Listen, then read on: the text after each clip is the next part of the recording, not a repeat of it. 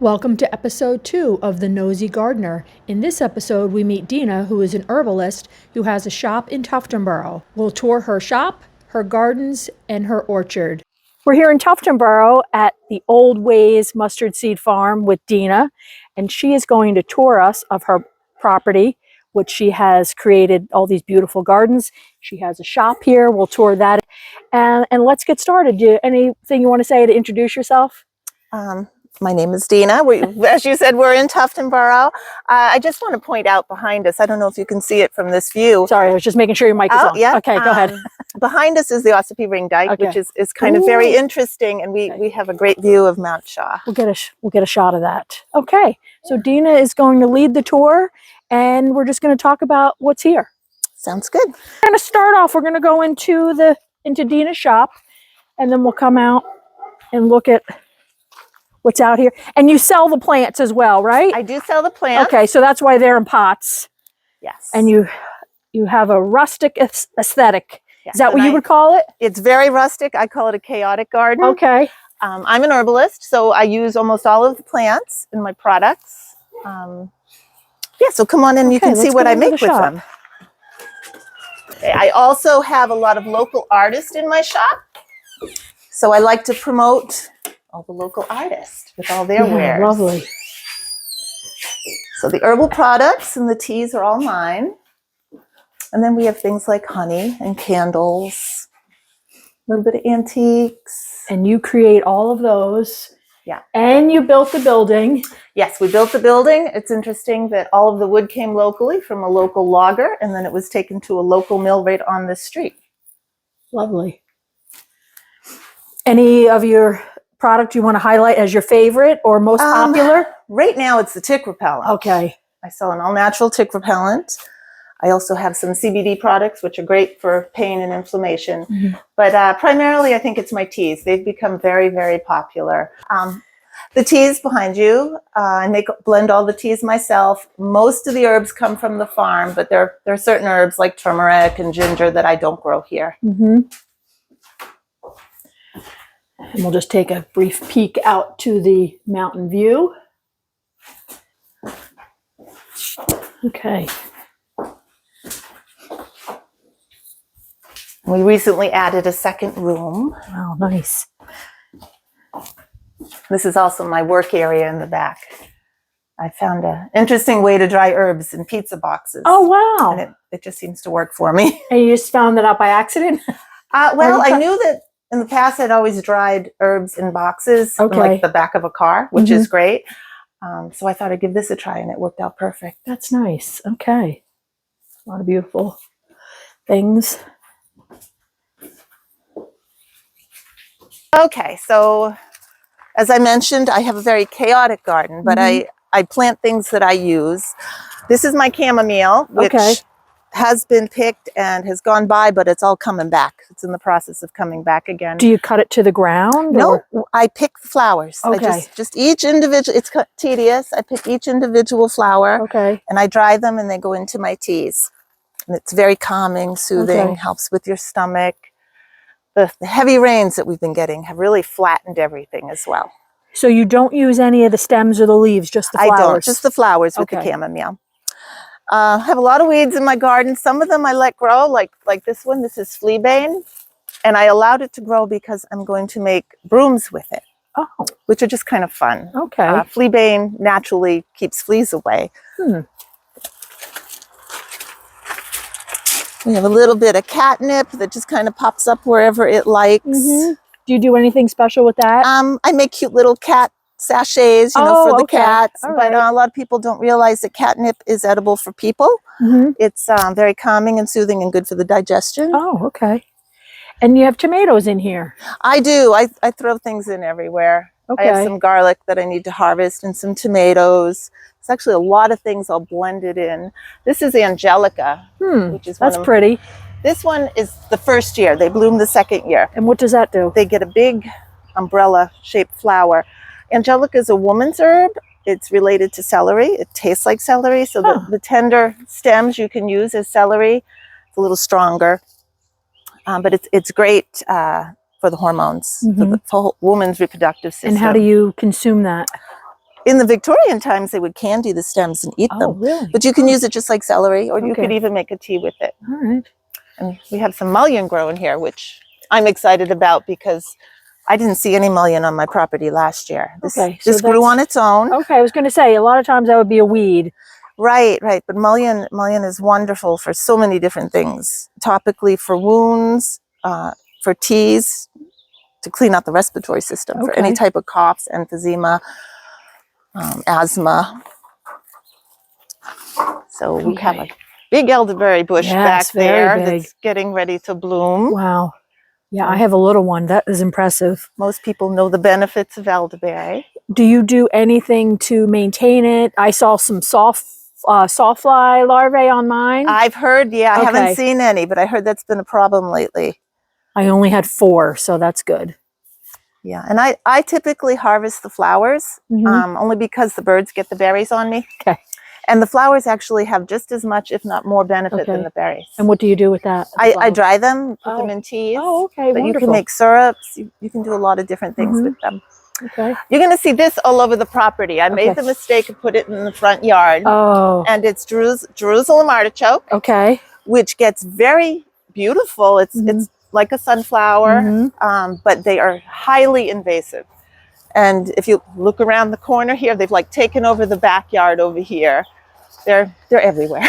Wow. They are edible. They produce a tuber that you can eat, and livestock love the entire plant. They go nuts over it. Yeah.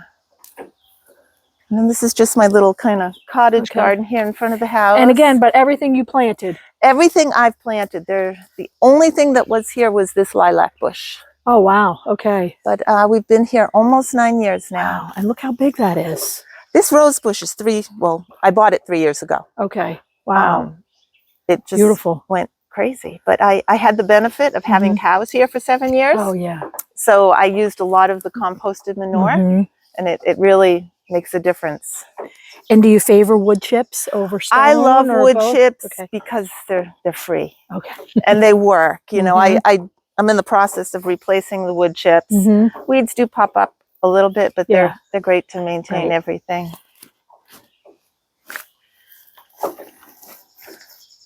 One of my favorites is my wisteria. Oh, look at that. Beautiful. It's not an invasive type, so this one has been here 7 years. Wow.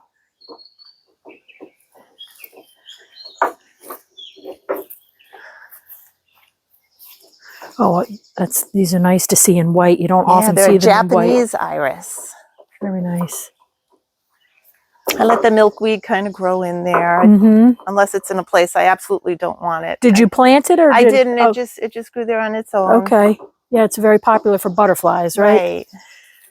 This here is a witch hazel. I have two witch hazel trees, although it looks like a bush. In the fall, I harvest the branches and leaves, and I make witch hazel. Okay, wonderful.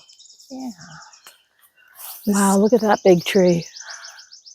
This is a eastern cottonwood, which is very rare for it to get that big. Unfortunately, it's starting to rot. So we're going to have to take it down. Okay, what is this here? This is a weeping crabapple. Oh, nice. And it's just ornamental for me. The crabapple part is very tiny. The birds like it. Okay. We get a lot of bird life in there. This is yarrow, which grows everywhere. I didn't plant this here either. Okay. But I do use it. I use it in salves and in tea. Do you just use the flower? I use the flower and the leaves. Okay. Comfrey is another wonderful herb. That's this over here? Yep. Okay. It was always called knit bone. It actually reestablishes tissue. During the Civil War, it was absolutely necessary. They would just pack it into wounds and broken bones. Okay. So it's used primarily as a topical. There's issues if you use it as a tea, but it can be beneficial consumed. Okay, this is all mint here. It looks like mint. This is spearmint, and everybody knows you're not supposed to plant it where you think, and of course I did. People told me that too, and it hasn't taken over. Well, it will eventually. I hope so. The good thing about herbs is they take off. They just grow everywhere, but that's also the bad thing about them. Right. Do you do anything in the fall or the winter? Do you cut anything down to the ground? Well, I harvest things, and that's about it really, and until spring. And then if I see anything dead, then I cut it off. Yeah, the mint smells so nice. This is wormwood. Is another very invasive plant that I just like to have. It gets little yellow flowers. It has a fragrance that actually induces dreams. Oh, interesting. A lot of people use it in a tea, although it's very, very strong. Parasites are a big issue right now. Okay. And a tea made with wormwood would help with parasites. Okay, so you have some peonies that have... Yeah, lots of peonies didn't do well this year. Yeah, they really didn't. The temperature, I guess, they kind of turned black. I mean, I've got some blossoms, but a lot of them, and I actually need to cut all the black off and dispose of it. Pretty though, when on a good year. Yes, and I still got some blooms. But echinacea is another one. I love it because it grows everywhere. Now, do you use the leaves at all, or just the flower petals? I use the flower and the leaves. Okay. The roots are better to use. Oh, really? But I really don't harvest the roots because I want more plants. Oh, right. Okay. Interesting. But yeah, most people know the benefits of echinacea. It's great for colds and flu. We have our chives and more mint. So I got a question. Do you do anything with the flowers? I know they're edible. People do vinegars. Or... I do a vinegar. I put them in white wine vinegar. Okay. It turns a pretty pink, and you know, it can be used salad dressings or cooking. But we eat a lot of chives just as garnish. We use a lot of it actually in our food. We don't just sprinkle it. Yeah. Put lots of it. We have an orchard that we started here. And I think this is going to be a good year for fruit. I'm seeing a lot of fruit starting anyway. Excellent. So unless the chipmunks get it. They're always a day ahead, right? Yeah. But we have pears and peaches, apples. Yeah, I remember your peaches at your other place. Those were amazing. Oh, see my tree. See that. Wow. Yeah, we're actually going to go up this way. Okay, we're going to go up.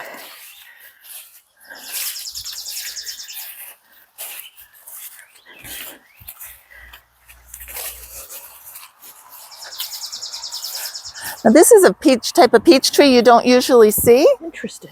But it's very proficient. How big will the peaches get? They don't get big, and to be honest, they don't taste good. But they would make a wonderful wine. Okay. They're almost pruny tasting. And I just love the red leaves. How much bigger do they get than this? They get bigger than that. Okay. Yeah. Like the size of a little smaller than a regular. Yeah, the color is pretty. About that big, really. You know. But I love the color. Yeah, where everything else is so green. This was an old lavender garden that I haven't addressed yet this year, but it needs some serious help. So I'll be working on that. Okay, so a question on that. You know, when you see the dieback like this, do you just cut it back? Yeah, I'll be cutting all of it back. Most of it will just break off at this point. Okay. And then I try to harvest as much of the flowers when they bloom. And harvesting the flowers helps more to grow. Okay. Now, if you cut all the flowers off now, would it make new flowers for the season? Yeah. Okay. And I saw you have the bunches of lilac flowers for sale. The lavender. Yeah, I sell the bunches. Yeah, I do sell the bunches, and I put them in teas as well. Yeah, so pretty. And I remember you made a cookie with them. Yeah, I make cookies. I just put them in some of my skincare products. And what is this? This is a seckel pear. So it's a small sweet pear. Interesting. It gets bigger than this. Okay. Wow, there's a lot of fruit doing very well there. this year. Yeah, so I'm happy about that.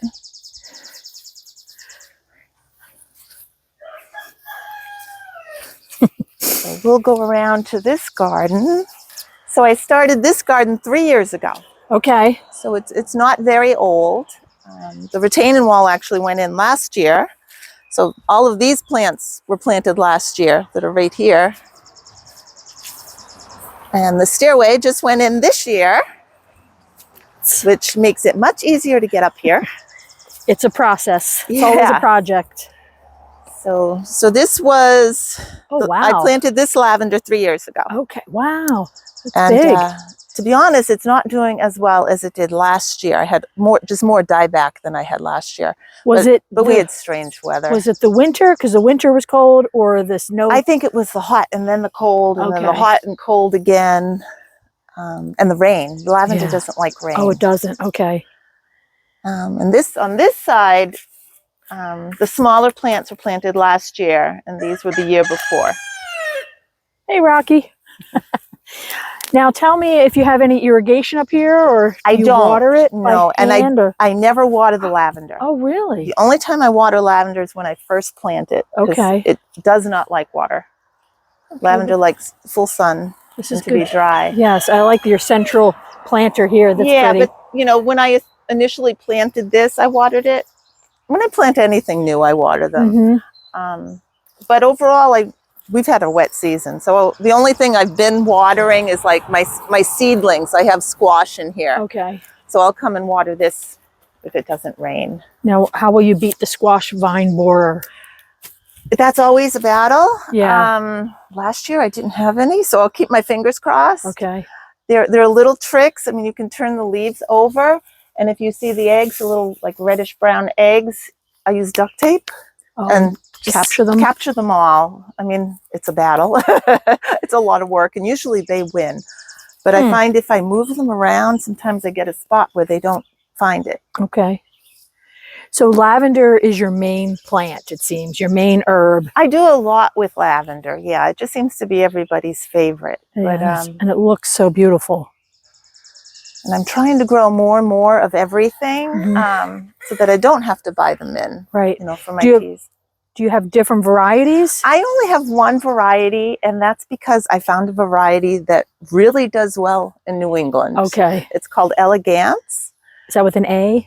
With an E, but it ends in A-N-C-E. Okay, all right. Like the word elegant, okay, but A-N-C-E. And it's just very hardy. Yeah, it looks beautiful. And then we have some calendula, which is just a fun plant. It's sticky and it's pretty. It's orange and yellow, but it's wonderful for your skin. Does it create a flower? Beautiful flower. Okay. Big carnation type of flower. Okay. Very sappy. Just everything about it is just so wonderful for your skin, and it can be consumed as well. It's good for the lymphatic system as a tea. I have some basils hiding in there. Planted basil there thinking I didn't have any seeds from my last year's calendula, but they're popping up. Do you start the basil from seeds? I did. I started the basil from seeds. And I have a little bit of holy basil growing in there, which is really nice. And I see the yarrow has popped up. Yeah, I let the yarrow go where it wants to go because I use it. This is Sweet Annie, which our viewers can't smell it, but it has the most amazing fragrance. Just from the leaves? And it has always been used as a cure for malaria. But I don't recommend to anybody to utilize it themselves because it's so strong. Okay. I sell it primarily as decoration and for fragrance, for crafts and things. Oh, wow. Okay. And these are anise hyssop, which get a pretty purple flower. Again, I wish you could smell these. They, for lack of a better comparison, black licorice, but it's sweet and doesn't have that aftertaste black licorice has. So I make teas with these. I use the little flowers to decorate cakes and cookies. And the flowers are edible as well? They're all edible, yeah, the leaves and flowers. This is a rhubarb patch that I just moved here, and it's starting to come back to life. Right. It's kind of, they're pretty hardy, aren't they? They are, yeah. You can see all the dead ones, the old ones that kind of drooped in the transition, but the new ones that are shooting up. And I guess that's it, really. So do you have a chipper? I don't have a chipper, but I contact a few local loggers and tree companies, and they'll bring me their wood chips for free. Oh, that's nice. And they'll just give you a pile? Yeah, as long as you have a place to dump it, because they bring a lot when they come. They're happy to dispose of them. Wow, that's great. Oh, they have a little coop in the back. Oh, they do? Okay. The horses have a run-in the back, and the barn is just storage, hay and for Chuck's equipment. Great. Okay, and then the chickens just cruise around. And I would like everyone to know that my gardens are open to the public. I love to give the tours, and I'm trying all the time to increase the size of the gardens. My goal is to have tourable botanical gardens. And you do herbal classes? I do herbal classes as well. We're actually doing a class tonight on herbal folklore in the Green Fairy, which involves absinthe, which is made with wormwood and many other herbs. Oh, interesting. Thank you, Dina, for letting us tour your garden and giving us the highlights of the herbs and the benefits, and for the shop tour.